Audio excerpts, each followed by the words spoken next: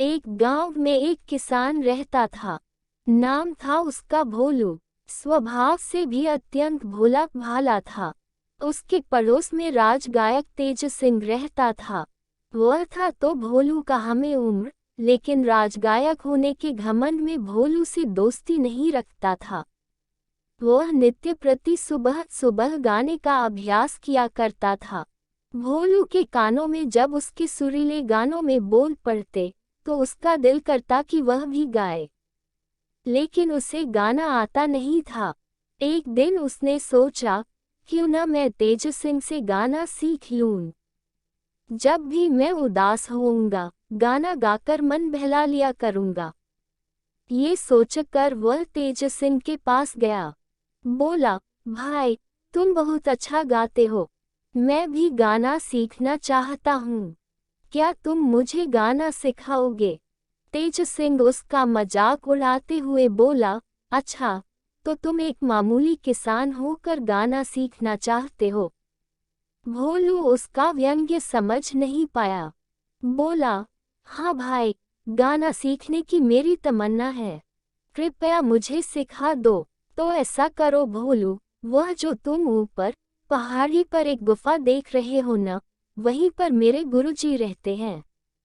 उनके पास 5 वर्ष रहकर मैंने यह विद्या पाई। तुम भी वहीं चले जाओ।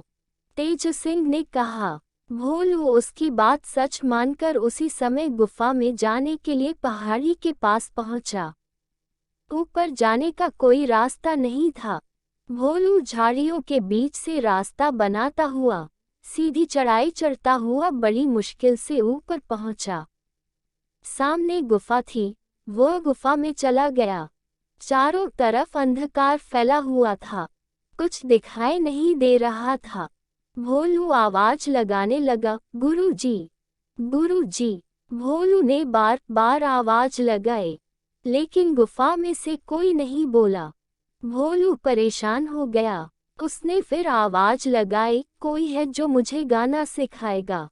तभी अचानक गुफा में एक रोशनी फैल गई। ये देखकर भोला बहुत ही आश्चर्यचकित हुआ और उसने ये भी देखा कि सफेद रंग के वस्त्र पहने और हाथ में वीराली एक दिव्य स्त्री उसके सामने खड़ी है। भोलू से कुछ बोलते नहीं बना। तब वह स्त्री पूछने लगी, कौन हो तुम? यहाँ कैसे आए? जी, मेरा नाम भोलू है। मैं नीचे गांव में रहता हूँ। मैं गाना सीखना चाहता हूँ, इसीलिए यहाँ आया हूँ। उद्धरण चिन्ह। भोलू हकलाते हुए बोला, लेकिन गाना सीखने के लिए तुम्हें यहाँ किसने भेजा है? वह स्त्री पूछने लगी, मेरा पड़ोसी मित्र तेज सिंह राजगायक है। उसने मुझे बताया कि इस गुफा में उसके गुरु रहते हैं, जिनसे उसने संगीत विद्या सीखी थी। उसी ने मुझे यहाँ भेजा है। भोलू ने डरते डरते उत्तर दिया। वह स्त्री बोली, अच्छा, तुम्हारे मित्र ने तुम्हें गाना सीखने के लिए यहाँ भेजा है? जी हाँ, लेकिन आप कौन हैं? गुरुजी कहाँ हैं? हिम्मत जुटाकर भोलू ने पूछा। तुम मुझे ही अपना गुरु समझ लो। मैं तुम्हें गाना सिखाऊंगी। वह स्त्री बोली, तो आप संगीत की देवी हैं। मेरा प्रणाम स्वीकार करें। ऐसा कहकर भोलू उस स्त्री के चरणों में झुक गया। देवी ने उसे आशीर्वाद दिया। फिर भोलू को लेकर अंदर एक विशाल कक्ष में जा पहुंची। वहां बहुत से व्यक्ति बैठे हुए थे। कोई वीणा बजा रहा था, तो कोई एक तारा, कोई गाने का अभ्यास कर रहा था। देवी बोली, भोलू, तुम यहाँ बैठ जाओ और इन सबको गाते बजाते देखो। ये कहकर देवी दूसरे कक्ष में चली गई। भोलू अब प्रतिदिन वहां आने लगा। गुफा में पहुंचते ही देवी उपस्थित हो जाती और भोलू को संगीत कक्ष में ले जाती। इस तरह 1 महीना बीत गया। अगले दिन जब भोलू गुफा में आया, तो देवी भोलू के सिर पर हाथ रखकर बोली, भोलू, तुम्हारी शिक्षा पूरी हुई। अब तुम बहुत अच्छे गायक बन गए हो। अब तुम्हें यहाँ आने की कोई जरूरत नहीं। भोलू बोला, लेकिन देवी, मेरे मित्र को तो 5 वर्ष गाना सीखने में लगे थे। फिर मुझे इतनी जल्दी कैसे आ जाएगा? भोलू, जो मन के अच्छे होते हैं वे केवल परिश्रम करते हैं, फल की तरफ ध्यान नहीं देते। इसलिए उन्हें हर विद्या का ज्ञान शीघ्र प्राप्त होता है। मैंने 1 माह में तुम्हें हर तरह से परख लिया है। तुम एक अच्छे गायक बन चुके हो। उद्धरण चिन्ह। ये कहकर देवी अंतर्ध्यान हो गई। गुफा में अंधकार छा गया। भोलू गुफा से बाहर आ गया। अपनी आवाज को परखने के लिए गुनगुनाने लगा। उसे लगा कि वह अच्छा गा रहा है। उसका हौसला बढ़ा। वह खुलकर गाने लगा। गाते गाते वह अपने घर जा पहुंचा। राजगायक तेज सिंह उस समय घर पर ही था। उसे भोलू के गाने की आवाज सुनाई पड़ी। सोचने लगा, इतना सुरीला स्वर इस गांव में भला किसका हो सका है। वह घर के बाहर निकला। क्या देखता है कि यह तो भोलू गा रहा हूँ। वह हैरान रह गया। भोलू की नज़र में भी तेज सिंह पर पड़ी। वह दौड़कर आया और तेज सिंह के पैरों पर गिर पड़ा। तेज सिंह हड़बड़ा गया। पूछने लगा, भोलू क्या हुआ? मित्र, मैं तुम्हारा बहुत आभारी हूँ।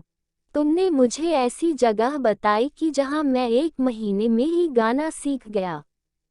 भोलू विनम्रता से बोला। तेज सिंह कुछ समझा नहीं। वह तो भोलू को बुद्धू बनाकर उस बात को भूल चुका था। हैरानी से पूछने लगा, तो मैंने तुम्हें कौन सी जगह बताई थी? अरे, भूल गए तुम। सामने वाली पहाड़ी पर गुफा की बात तुम्ही ने तो बताई थी। भोलू उसे याद दिलाते हुए बोला। तेज सिंह को अब सारी बात याद आ गई। बात बनाते हुए बोला, अच्छा, तो तुमने गाना सीख ही लिया हमारे गुरुजी से। भोलू बोला, मित्र, वहाँ गुरुजी तो नहीं थे, लेकिन एक देवी थी। उन्होंने ही मुझे गाना सिखाया था। तेज सिंह मन ही मन जल भून गया। उसने तो वहाँ की गुफा की बात की थी, लेकिन ये तो वहीं से गाना सीख आया। वह भी इतना अच्छा। वह कुछ बोला नहीं और अपने घर के अंदर चला गया। अब भोलू प्रतिदिन सुबह अभ्यास करने लगा। तेज सिंह को उसकी मधुर आवाज के आगे अपनी आवाज फीकी लगने लगी। उसे लगा कि यदि भोलू कहीं राजा के पास पहुंच गया, तो राजा उसे ही राजगायक बना लेंगे। उसने सोचा, क्यों न मैं भी अगली सुबह में जाकर देवी का आशीर्वाद ले आऊं। ये सोचकर वह पहाड़ी की ओर चल दिया। ऊपर गुफा में पहुंचकर तेज सिंह ने आवाज लगाई, संगीत की देवी, मैं गाना सीखना चाहता हूँ। देवी प्रकट हो गईं। पूछने लगी, कौन हो तुम? मेरा नाम तेज सिंह है। मेरे पड़ोसी मित्र भोलू ने मुझे यहाँ भेजा है। वैसे तो मैं राजगायक हूँ, लेकिन मैं भी अपने गाने में भोलू जैसी मधुरता लाना चाहता हूँ। आप मेरी आवाज को भी वैसी ही मीठी बना दीजिए। तेज सिंह जल्दी से बोला। देवी समझ गई कि तेज सिंह वही है जिसने भोलू को धोखा दिया था। वह बोली, तेज सिंह, तुम्हारी आवाज में तो भोलू जैसी मिठास आ ही नहीं सकती। तुम्हारे मन में तो छल कपट भरा हुआ है। मन साफ हो तभी आवाज भी मधुर होती है। तुम्हें तो मैं भोलू को धोखा देने के अपराध में दंड देती हूँ कि जो संगीत तुमने इतने वर्ष लगाकर मेहनत से सीखा, वह भी तुम भूल जाओ।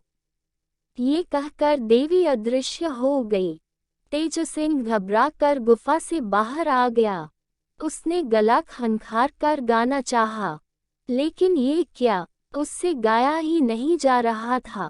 एकदम बेसुरी आवाज निकल रही थी। वह रोता हुआ भोलू के पास पहुंचा। उसे सारी बात बताए। बोला, भोलू, मैं अपने किए पर बहुत शर्मिंदा हूँ। कृपया मुझे माफ कर दो। अरे, दोस्ती में कैसी माफी? माफी हम चलकर देवी से मांगते हैं। वह बहुत दयालु हैं, अवश्य माफ कर देंगी। चलो, उठो, वहीं चलते हैं। भोलू बोला। वे दोनों फिर गुफा में पहुंच गए। तभी देवी उपस्थित हो गईं। पूछने लगी, कहो भोलू, कैसे आना हुआ। देवी को प्रणाम कर भोलू बोला, देवी, मेरे मित्र को माफ कर दो, उसे उसकी मधुर आवाज लौटा दो। लेकिन भोलू, इसने तुम्हें बुद्धू बनाया था। देवी बोली, अब यह अपने किए पर पछता रहा है। भोलू बोला, अच्छा, तुम कहते हो तो मैं इसकी आवाज वापस कर देती हूँ। उद्धरण चिन्ह योजक चिन्ह। ये कहते हुए देवी ने तेज सिंह के सिर पर हाथ रखा। बोली, तेज सिंह, विद्या बांटने से बढ़ती है, छिपाने से और धोखा देने से घटती है। ये बात हमेशा याद रखना। जी। कहते हुए तेज सिंह देवी के चरणों में झुक गया। दोनों मित्र गुफा से बाहर आ गए।